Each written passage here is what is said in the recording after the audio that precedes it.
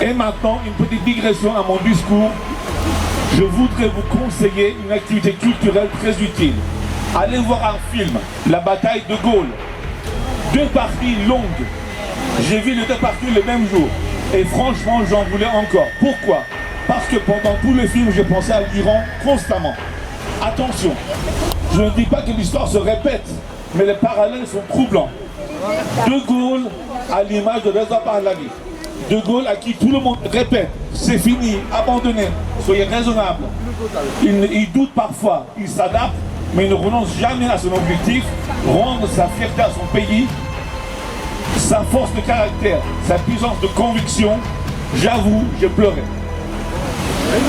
Le régime nazi et la République islamique, bon, là, le parallèle est trop facile.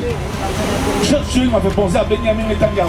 À mes yeux, il lui manque encore une étape pour rejoindre Churchill dans l'histoire, un soutien clair à notre De Gaulle iranien, là où personne n'ose le faire par lâcheté.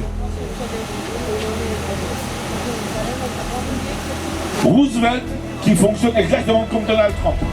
Les intérêts amicaux d'abord, le reste se négocie. Et puis Darlan, comme solution choisie par les Américains, lui c'est Kolimov. La tentation d'une solution venue de l'intérieur du système. En somme, une roue de secours crevée. On voit aussi les résistants français se disputer, s'opposer entre eux. Et étrangement, cela m'a rappelé quelque chose. Et Jean Moulin, alias Rex, De Gaulle lui confie une mission presque impossible. Faire asseoir autour de la même table des résistants divisés.